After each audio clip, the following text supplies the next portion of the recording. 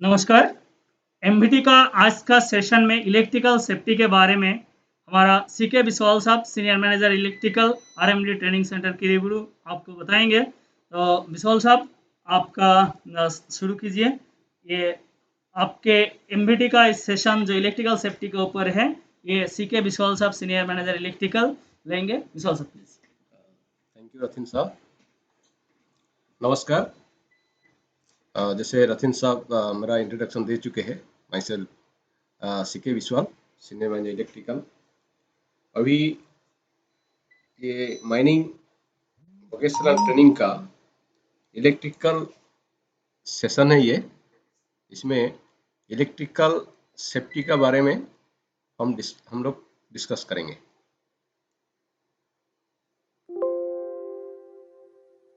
जैसे शुरू करने से पहले ये एक तो क्वेश्चन आता है, सेफ्टी क्यों? Why safety? Safety is to prevent accident. Accident prevent करने के लिए हम लोग सेफ्टी अपनाते हैं। तो इसका मेजर फैक्टर्स क्या है? कोई भी एक्सीडेंट, इलेक्ट्रिकल हो, मैकेनिकल हो या माइनिंग हो, कोई भी एक्सीडेंट को क्या क्या फैक्टर कंट्रीब्यूट करता है? जैसे एक है unsafe condition, unsafe practice, lack of knowledge, over confidence.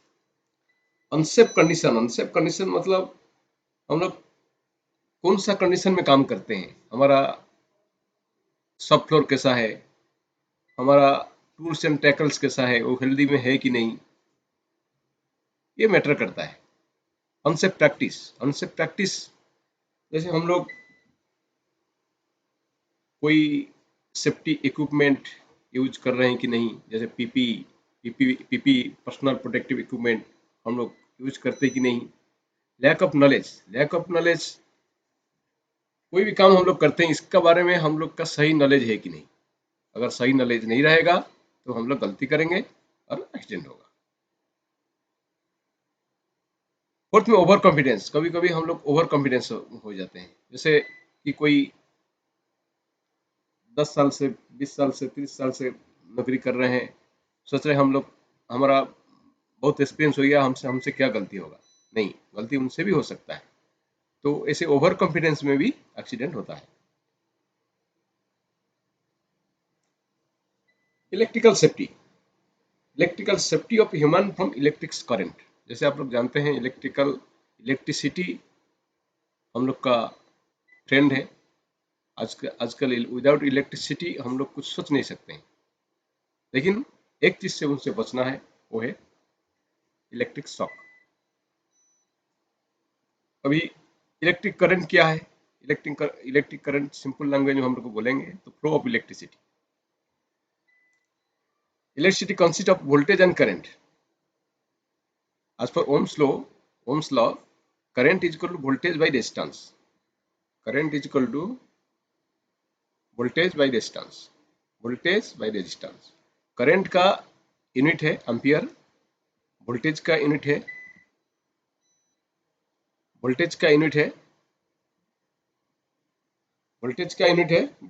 And resistance का यूनिट है ओम। जैसे आप देख रहे हैं current is equal to voltage by resistance, मतलब अगर रेजिस्टेंस बढ़ेगा तो करंट घटेगा। What is resistance opposites the flow of current, मतलब करंट को घटाएगा। अगर रेजिस्टेंस बढ़ेगा करंट घटेगा।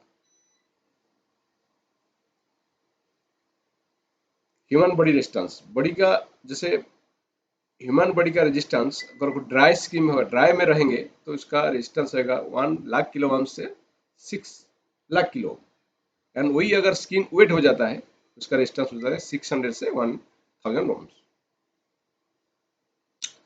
तो इलेक्ट्रिकल शॉक क्या है? इलेक्ट्रिकल शॉक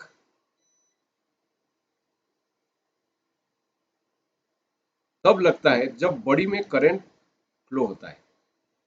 बॉडी में करंट कब फ्लो होता है? कोई सर्किट अगर कंप्लीट होता है, वही अगर सर्किट कंप्लीट होगा तो करंट फ्लो होगा। अब बॉडी में करंट फ्लो होता है तो इलेक्ट्रिक शॉक लगेगा। सर्किट कंप्लीट मतलब क्या है, आपका बॉडी को बोथ फेज और न्यूट्रल, फेज या करंट और लाइन टू लाइन, दो पाथ ऑफ करंट आप देख रहे हैं स्लाइड में, path of current line to earth, line to line and line to neutral भी हो सकता है। जैसे लाइन टू लाइन मतलब जैसे हम लोग 3 फेज रहता है, 3 तो फेज आर वाई बी 3 तो फेज रहता है ना 3 फेज में, तो 2 फेज, 2 अलग अलग फेज का थ्रू में अगर आपका बॉडी आ जाता है, लाइन और अर्थ का थ्रू में आपका बॉडी आ जाता है, और लाइन और न्यूट्रल का थ्रू में आपका बॉडी आ जाता है, तो करंट फ्लो करेगा।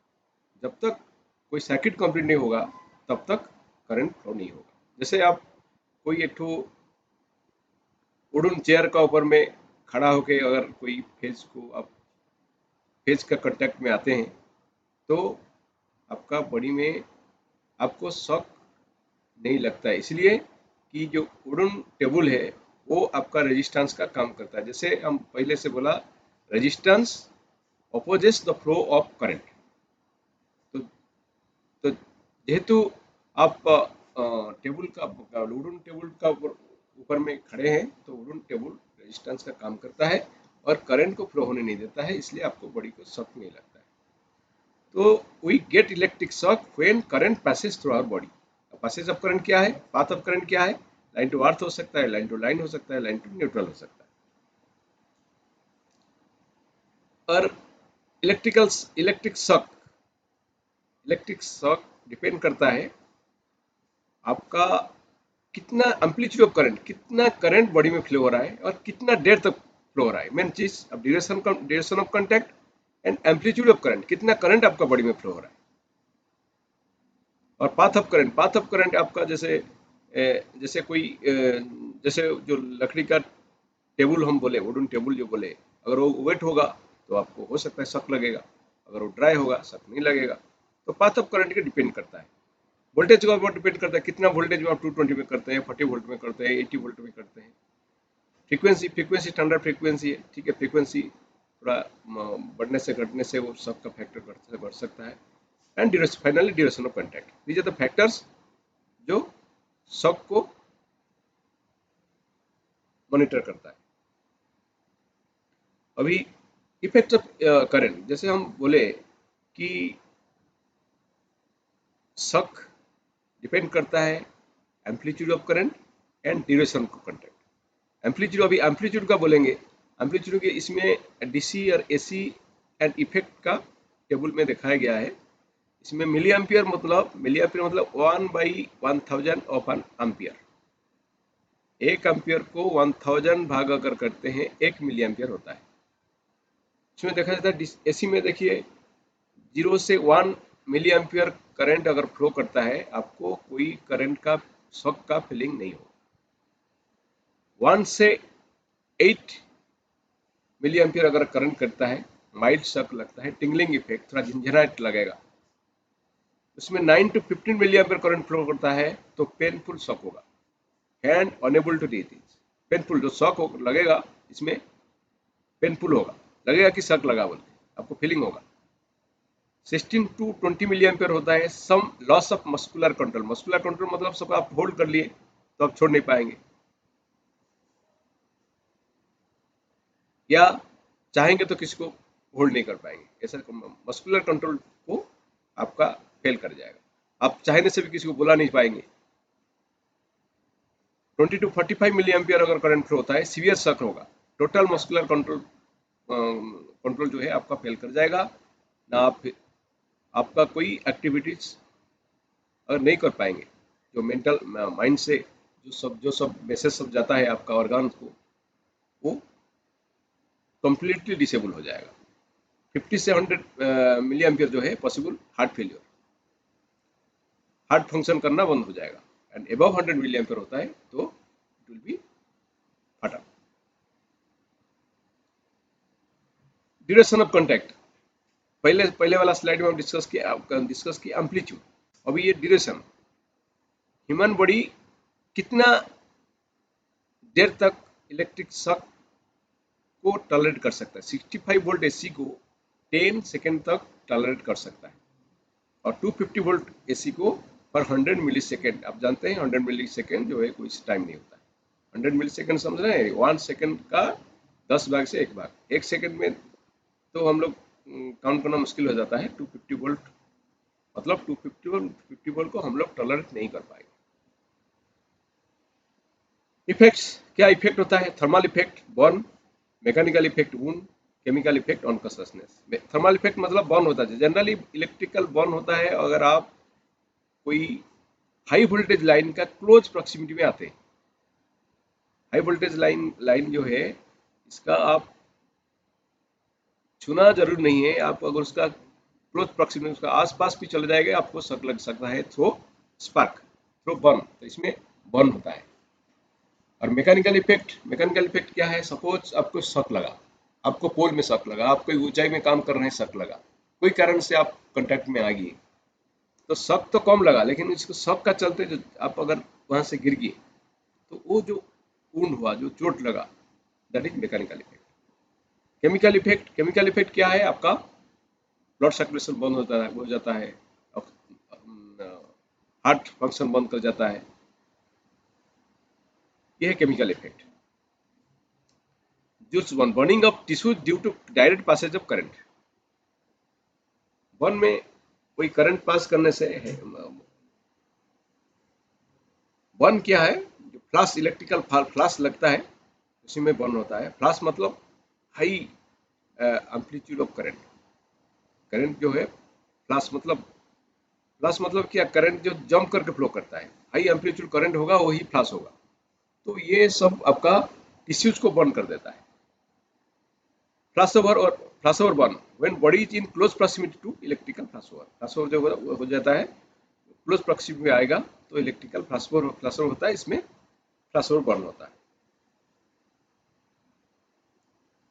Chemical effect involuntary gripping of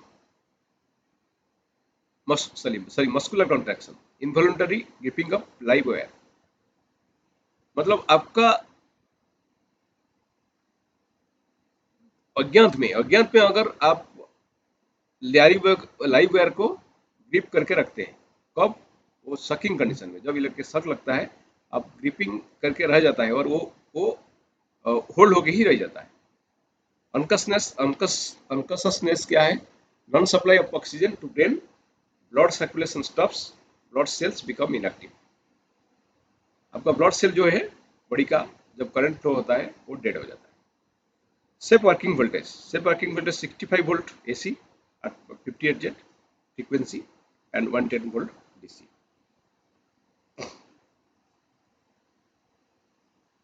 temporary lighting, PVC sheeted cables to be used, मतलब जो केबल्स यूज करेंगे वो प्रॉपर्ली इंसुलेटेड होना चाहिए। Insulation cable should be okay. Isolating switch near work spot, जहाँ पर आप काम कर रहे हैं वहाँ पर पास में ही आपका आइसोलेटिंग स्विच होना चाहिए। Power supply through switch plug and socket, power supply switch plug and socket through में होना चाहिए। Immediate action during an electrical accident, पहले क्या करेंगे? अगर कोई आपका सामने किसी को इलेक्ट्रिक शॉक लग रहा है तो क्या करेंगे? पहले फर्स्ट एंड फॉरमोस्ट ड्यूटी है आप स्विच ऑफ द पावर जहाँ है स्विच ऑफ कीजिए। आइसोलेट द विक्टिम, उसके बाद विक्टिम को आइसोलेट कीजिए from the source. Gives him first aid दीजिए, आपके पास में जो अवेलेबल फर्स्ट एड है, अगर कोई ट्रेंड फर्स्ट एडर रहे उससे फर्स्ट एड लीजिए एंड हॉस्पिटल को उसके बाद में जितना जल्दी संभव उसको शिफ्ट कीजिए।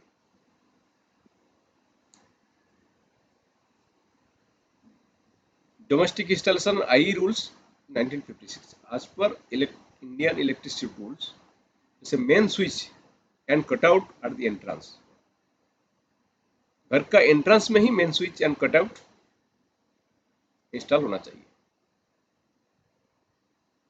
Earthing electrodes should be 40 mm dia, जो पाइप यूज करेंगे उसका पाइप रहेगा GI का एंड उसका लेंथ 2.5 मीटर लेंथ रहेगा। लेंथ मतलब जो आप जमीन में जो गाड़ेंगे।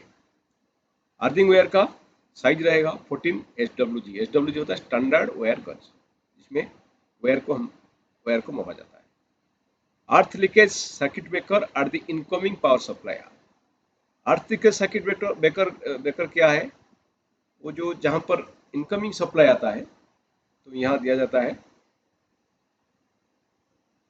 वो अगर किसी को शक लगता है, कोई आपका डिस्ट्रीब्यूशन लाइन में किसी को शक लगता है, तो वो earth leakage circuit breaker main circuit breaker को ट्रिप करा देगा। Metallic body of all electrical appliances must be earth. जितना भी इलेक्ट्रिकल अप्लायंसेस है, उनका जो मेटालिक बॉडी है उसको अर्थ होना चाहिए। मतलब आपका जो मेन अर्थ का साथ में जितना अप्लायंसेस है उसका बॉडी इंटरकनेक्शन होना चाहिए। इसलिए आपका जो 3 पिन है, 3 पिन को जो थर्ड वाला पिन है ऊपर में रहता है, थोड़ा मोटा वाला है, उसमें आपका जो मेन अर्थ वहाँ पर कंटिन्यूटी होना चाहिए। अदरवाइज खाली 3 पिन लगाने से काम नहीं चलता है। आपको इंश्योर होना पड़ेगा जो थर्ड पिन है must be earth. Electrical outlet in kitchen not to be located above gas stove. अगर कोई किचन में आपका गैस स्टोव है, उसका जस्ट ऊपर में कोई इलेक्ट्रिकल स्विच नहीं होना चाहिए, क्योंकि हल्का सा स्पार्क यहाँ पर गैस अगर लीकेज रहेगा, उसमें आपका एक्सप्लोजन हो सकता है। All circuit must be connected through switches. आपका जितना सर्किट है उसको कंट्रोल करने के लिए उसके लिए एक तो स्विच लगाना जरूरी है, अदरवाइज डायरेक्ट हो जाएगा, वो उसको यूज करना सेफ नहीं है। All plug circuit 3 pin third pin must be earth. जैसे हम पहले बोल चुका है, जो थर्ड पिन है वो that should be earth, that must be earth. Life of domestic wiring.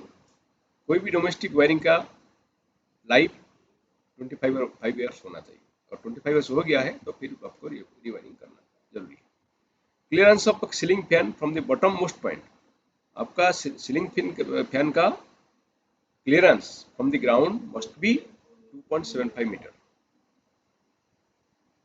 Ground से 2.75 मीटर का हाइट में आपका फैन रहना चाहिए। Minimum horizontal clearance of building accessible point two the of the LT line. अगर कोई एलटी लाइन आपका घर का साइड में जा रहा है, आपका वॉल का साइड में हॉरिजॉन्टल डिस्टेंस, मतलब वॉल का साइड में जा रहा है, उसका distance minimum 1.2 metre from your wall होना चाहिए।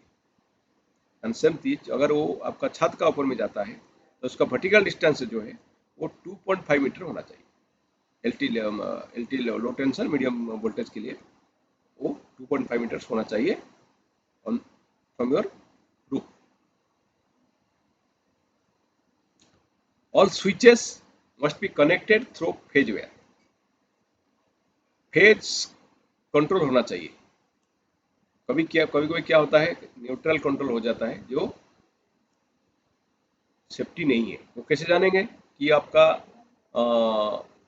स्विच फेज कंट्रोल है कि नहीं? तो सिंपल है, आपका फेज कंट्रोल है कि नहीं, आप प्लग को ऑफ करके देखिए। प्लग में अगर पावर आता है तो ये फेज कंट्रोल नहीं है, न्यूट्रल कंट्रोल है। जनरली कब होता है? जब आपका कोई नया स्विच बोर्ड घर में लगता है, या कोई पावर पोल से चला गया है, तो हो सकता है गलती से आपका फेज न्यूट्रल अल्टर हो जाता है।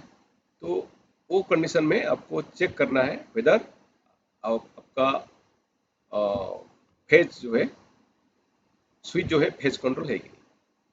Electrical outlet in bathroom shall be away from shower and sink. अगर कोई शावर सिंक है, उसका जस्ट इमीडिएट सामने में कोई इलेक्ट्रिकल आउटलेट, कोई इलेक्ट्रिकल स्विचेस नहीं होना चाहिए, स्विच या प्लग नहीं होना चाहिए। Wiring in kitchen preferably done through metallic conduit. Metallic conduit का देके उसमें इलेक्ट्रिकल वायरिंग होना चाहिए, इसीलिए कि कोई हीट फिट नहीं लगे, सेफ रहेगा। Switches shall be located outside the kitchen. तो गैस लीकेज के चलते अगर कोई फायर लग जाएगा, तो इसलिए आउटसाइड द किचन होना ठीक है। Periodic testing of the earthing electrode. आपका अर्थिंग जो इलेक्ट्रोड है उसको टेस्टिंग करना है, उसका कंटेंट हुआ कि नहीं। अर्थिंग टेस्टिंग कैसे किया जाता है? आप सिंपली अगर अर्थ और फेज के साथ में टेस्ट लैंप लगा के देखते हैं, तो वो अगर हाई ग्लो करता है, ब्राइट ग्लो करता है, तो आपका अर्थिंग हेल्दी है, नहीं तो फिर अर्थ टेस्टर दे के अर्थिंग डिस्टेंस टेस्ट किया जाता है। तो डोमेस्टिक यूज के लिए ये इजी फॉर्मूला है, आप इसमें टेस्टलम देके भी आप टेस्ट कर सकते हैं। अगर डिम ग्लो करता है तो आपका अर्थिंग हेल्दी नहीं है, इट्स रिक्वायर्स रिप्लेसमेंट या maintenance. Use of proper insulating tools, आप जो काम करते हैं ISI मार्क टूल्स यूज कीजिए, और वो जो टूल्स जो है वो हेल्दी होना चाहिए, उसका प्रॉपरली इंसुलेटेड होना चाहिए, टूटा फूटा नहीं होना चाहिए। Use of ISI mark electrical appliances, वो हम बोल चुके हैं। Safe handling of domestic appliances, air cooler, freeze, heater, electric iron, water heater, room heater, air conditioner. Purchase appliances with ISI brand, जो सामान खरीदेंगे प्रॉपर ब्रांडेड आइटम खरीदिए। Use plug socket with 3 wires, plug socket जितना 3 wire होना चाहिए, इसलिए कि आपका अर्थ कंटिन्यूटी रहेगा। Use of plug socket of right capacity, right capacity का जितना एम्पियर का रिकमेंडेड है इक्विपमेंट का, वही एम्पियर का सॉकेट यूज कीजिए। कितनी एम्पियर का जगह में अगर 5 एम्पियर करेंगे तो फिर आपका सॉकेट ओवर हीट होकर चला जाएगा, या स्विच ओवर हीट होकर चला जाएगा। Use plug and sockets of right capacity. Use proper size of wire भी चूज कीजिए according to your requirement. Connect on off switch through phase wire, phase control होना चाहिए, स्विचेस जितना स्विचेस सब phase control होना चाहिए। इंश्योर प्रॉपर अर्थिंग, अर्थिंग सबको जितना आपका एप्लायंसेस है उसका बॉडी अर्थ रहे कि नहीं, उसको इंश्योर कीजिए। Remove the plug when doing electric work, जब काम करते हैं ओनली स्विच का ऊपर भरोसा मत रहिए, खाली स्विच ऑफ करने से काम नहीं चलता है, आप स्विच ऑफ कीजिए, उसको प्लग आउट कीजिए। TV, check leakage voltage at antenna और VCP और VCR पॉइंट, लीकेज वोल्टेज रहने का बहुत चांसेस है। अगर जब टीवी का जो कॉर्ड को आप यूज करते हैं, जब यूज करते हैं उसको भी सेफली हैंडल कीजिए, क्योंकि वहां पर भी लीकेज करंट हो सकता है, लीकेज वोल्टेज हो सकता है। Heater, clean the coil periodically and ensure proper earthing.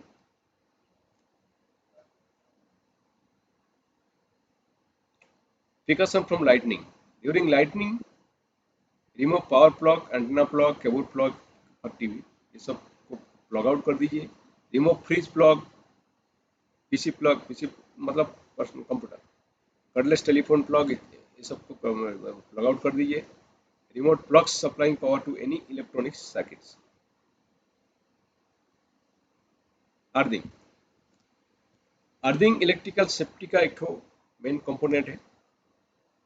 Electrical earthing, earthing जैसे आप लोग जानते हैं, earthing is for human safety.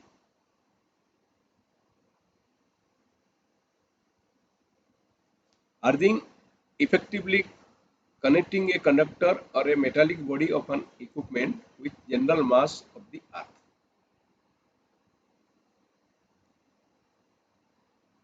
Double earthing system, connection of two earthing cables to two different points of the machine. Double earthing इसलिए किया जाता है कि अगर कोई बाई चांस कोई एक अर्थिंग फेल हो जाता है तो दूसरा वो उसको बैकअप देता है। तो earthing with earthing and without earthing, अगर अर्थिंग नहीं रहेगा तो क्या होगा? अर्थिंग नहीं रहेगा तो अगर कोई लाइव वायर आपका metallic part of the appliances, कोई भी अप्लायंस मेटल का पार्ट का कांटेक्ट में आता है तो आपका वो मेटालिक बॉडी भी लाइव रह जाएगा। अगर इसमें कोई गलती से उसको छूता है तो आपको शक लगने का 100% चांस है। अगर अर्थिंग रहता है, क्या होता है, अगर अर्थिंग रहता है तो तुरंत वो जो मेटालिक बॉडी अर्थ के साथ में कनेक्टेड हो जाता है, जबकि जानते हैं अर्थ का रेजिस्टेंस जनरली कम रहेगा। जैसे यहाँ पर दिखाई देता है वो 1 ओम से 8 ओम तक रहता है अर्थिंग का रेजिस्टेंस। अगर आप 1 ओम पकड़ लिए, अगर करंट रहता है V/R, वोल्टेज अगर 200 वोल्ट आपका सप्लाई है, 1 ओम का आपका अर्थिंग रेजिस्टेंस है, तो अर्थिंग मोमेंट अर्थिंग का साथ में आपका फेज वायर कांटेक्ट में आ जाता है तो इंस्टेंटली आपका 200/1 200 एम्पियर करंट फ्लो होगा। जबकि आप जानते हैं आपका कोई घर का वायरिंग 110 मैक्सिमम 10 एम्पियर का फ्यूज लगाया जाता है। अगर वहां पर 200 एम्पियर का करंट फ्लो होगा तुरंत आपका फ्यूज ब्लो करेगा। तो डिफरेंस क्या है, अगर आप अर्थिंग नहीं है तो फ्यूज ब्लो नहीं हुआ, लाइव रहेगी आपका मेटालिक बॉडी और आपको शॉक लगने का 100% चांस है। अगर अर्थिंग है तो फ्यूज ब्लो होगा। तो ये है अर्थिंग का सिग्निफिकेंस। तो अर्थिंग रेजिस्टेंस क्या रहता है, जनरली इलेक्ट्रॉनिक्स आइटम में लेस देन 1 ओम रहता है, एलटी में लो टेंशन लाइन में 3 ohm, less than 3 ohm, and high tension में less than 5 ohm. Earth neutral 6 volt. Earth neutral मतलब अर्थ न्यूट्रल डिफरेंस क्या है, earth neutral, earth and neutral nothing, earth and neutral both are earth. Neutral is that, neutral is earth are the transformer.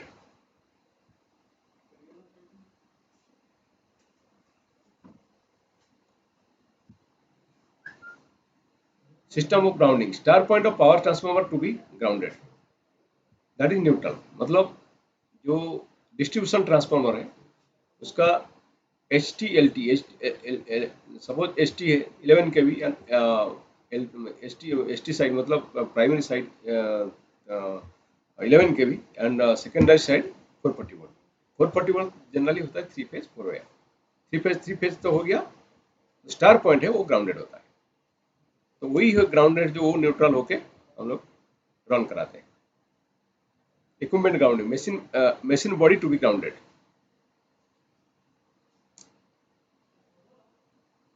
Welding machine safety, welding machine अब जानते हैं बहुत sensitive equipment है, सब जगह welding machine use होता है। तो इसमें आप सेफ्टी को फॉलो करना चाहिए, क्योंकि जानते हैं आप लोग वेल्डिंग जो है हेवी करंट को डील करता है।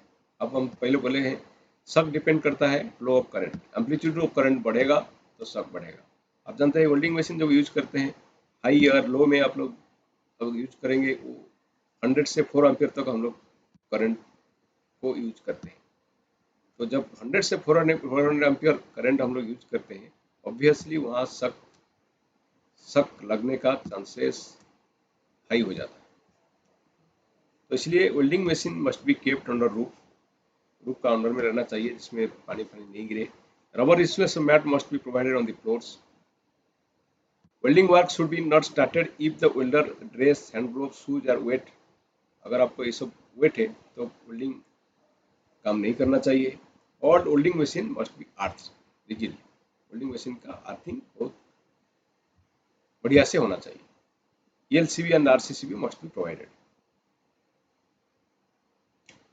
Human resistance to current, body area resistance in ohm, dry clean on one skin 1 lakh से 6 lakh, wet skin less than 500 ohms, internal body resistance 300 ohms, R to ear 100 ohms, head to foot 400 to 600 ohms.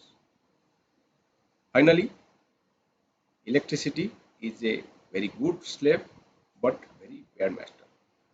आप अगर ठीक से उसको use करेंगे तो is very good slave, and आप अगर मिसयूज करेंगे very bad master. Thank you. Thank you. अगर आपको इस ट्रेनिंग रिलेटेड कुछ एक्स्ट्रा जानकारी चाहिए तो जैसे कि बाकी में आप जानते हैं हमारा आरटीसी का जो मेल आईडी है rtckiriburu1@gmail.com, इस मेल आईडी में आप कांटेक्ट कर सकते हैं। या अगर आपको मेरा पर्सनल मेल आईडी जो rothin.mining@yahoo.co.in, इन दोनों मेल आईडी में किसी मेल आईडी में आप कांटेक्ट कर सकते हैं, या आप लोग हमारा ऑफिस आकर के हमसे डिटेल जानकारी ले सकते हैं, विश्वास साहब से डिटेल जानकारी ले सकते हैं इसके बारे में। धन्यवाद।